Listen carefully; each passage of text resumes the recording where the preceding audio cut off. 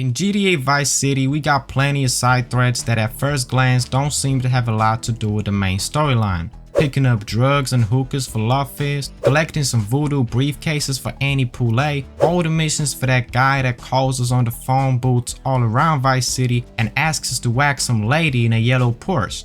Basically, without giving those threads a deeper thought, we're just running around Vice City like dumb morons, doing some random quests for fun, just for the sake of it, just so anything is going on.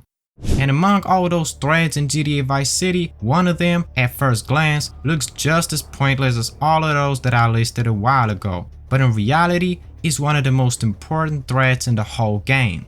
It portrays the intelligence of Tommy, how well he can connect the dots and how well he can capitalize on the arising opportunities. And yes, I know that it's probably hard to believe me on that, especially if you look at that latte macchiato lover with a suspicious mustache. Like, I completely get that not many of you believe me now, but seriously, this thread makes a whole lot of sense. Well, first we gotta start from the very beginning. So to put it short, Tommy arrives at Vice City.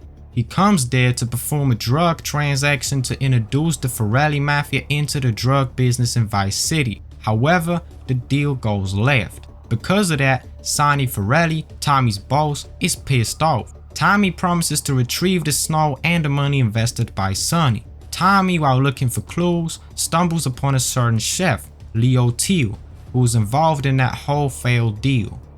See, Leo Teal simply worked for Mr. Black, who was responsible for mashing up the Viceport deal. Tommy, after killing Teal, takes his phone in hope that it may lead him to solving the mystery, and now we get to the point. Soon, Leo's phone receives a phone call from Humberto Robina, the boss of the Cuban gang. At first, Humberto is surprised that the person that picked up was not Leo Teal.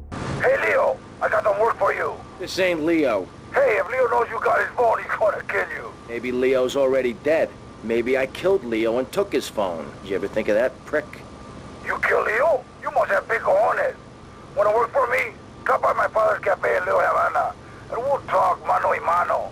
It turned out that that Teal dude was a proper tough guy, and since Tommy messed him up, Humberto got a brilliant idea to invite Vercetti to his cafe. After all, Tommy killed a real badass, Leo Teal that is. So Humberto thought that, yo, I need to chat to that Tommy Vercetti guy, maybe he finna help me with some dirty business so we'll all make good paper. And here Tommy begins to brilliantly connect the dots. If Humberto called Teal's phone, that means that the Cubans have some dealings with Mr. Black's hitman and potentially with Diaz himself, who was the one to hire Mr. Black to interrupt the deal in the docks and didn't allow the competition to infiltrate the coke market in Vice City. Therefore, Tommy paid Humberto a visit, hoping that maybe it will bring him a step closer to retrieving the stolen merchandise, or that at least he will find out some more about Diaz's operation, who was obviously Vercetti's main target at the time. Of course, you could say that it don't make sense, because you could complete missions from Mr. Robina even after completing the story, so at a moment in which Tommy doesn't give a flying duck about all that stolen blow anymore.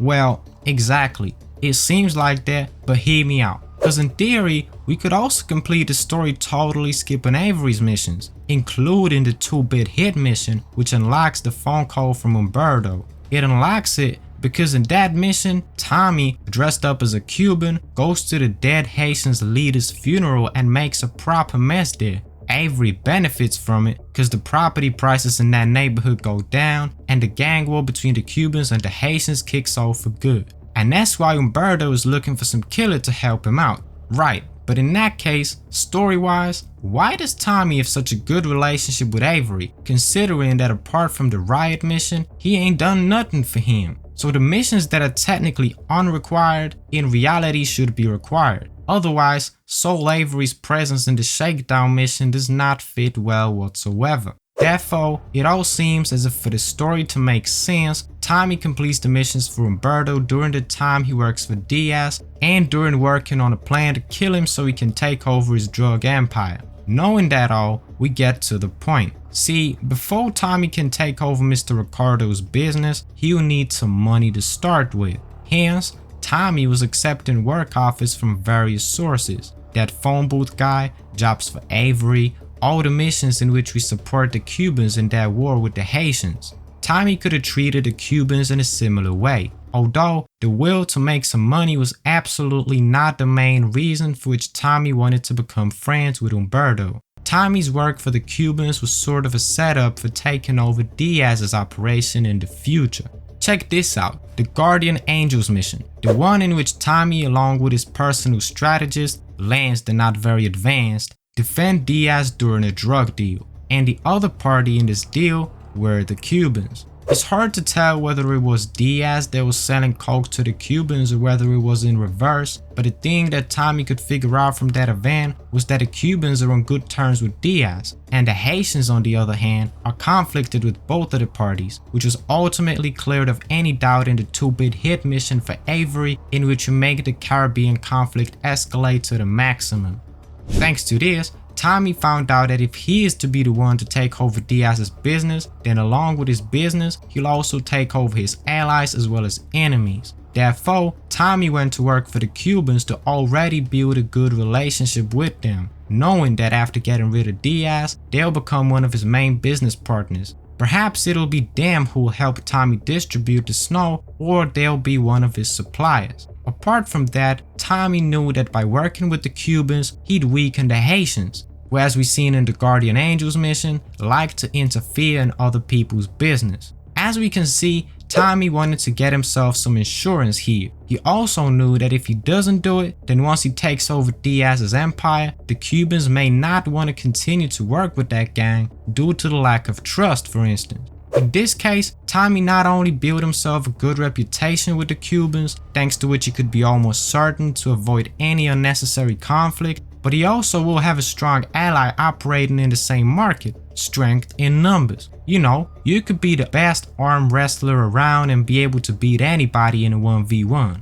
But if you keep competing using the same arm, the chances that you'll beat 3, 4, or 5 weaker opponents are pretty slim. It's good to have some alliance, which will cover your weaknesses if enemies unite. That's all I'm saying. What's more, even if Tommy's good relationship with the Cubans ended after some time, Tommy, by working for Humberto, could have found out where and how they operate, where are their strategic spots, what business they're in, who are the most important members. Basically, the kind of information that Tommy could utilize against such a gang in case of a conflict, for example. Tommy, by working for Humberto, was doing the same thing that he was doing by working for Diaz. He was learning, doing research, and preparing himself for all the possible outcomes. The difference is that here, Tommy didn't intend to take over the Cubans, but only to put a few aces up his sleeve that in case of emergency will become an invaluable weapon. Tommy showed us here how to properly do the strategy thing, and that's not even everything. See, Tommy, who was working with Ken, who knew how to launder dirty money, Tommy, who was working with Avery, so an expert when it comes to properties that are used to launder money, was aware that this gang war will greatly benefit him. Tommy wanted to get involved.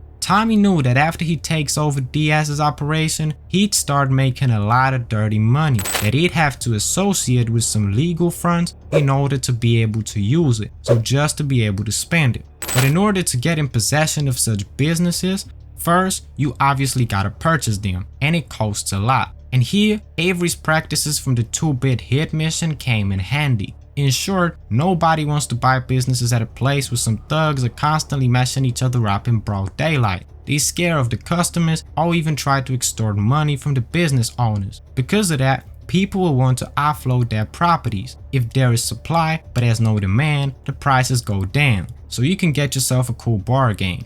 Tommy was simply aware that this war will benefit him a lot. We even got the confirmation of that later during the story when Tommy actually owns 2 businesses in the conflicted neighborhoods, that is in Little Havana and Little Haiti. To summarize, it is clear that Tommy wanted to capitalize on the opportunity to work for Humberto in order to worsen the conflict between the Cubans and the Haitians, so the property's prices go down, so once he takes over Ricardo's circus, he'll be able to purchase a taxi business or print works for a reduced price. The conclusions are that working for Humberto Robina makes more sense than it looks like at first glance. Tommy looks like a genius here. An opportunity appeared in front of him in the shape of a phone call from Umberto on the phone that he stole from Teal and capitalized on it like a prime Magnus Carlsen. If Tommy worked similarly to that those 15-20 years before the events of Vice City, no wonder that Sonny set him up in fear that Tommy would take over his nut house and would stick a rifle up his ass. Tommy is a goat who was really smart when it came to all that robbing and criminal stuff. Today I explained the Cubans thread, but if you'd like to have a look at this thread from the other party's perspective, I recommend you check out the video about how the Haitians forced Tommy to work for them. Meanwhile, I'm saying goodbye, take care, and see you soon.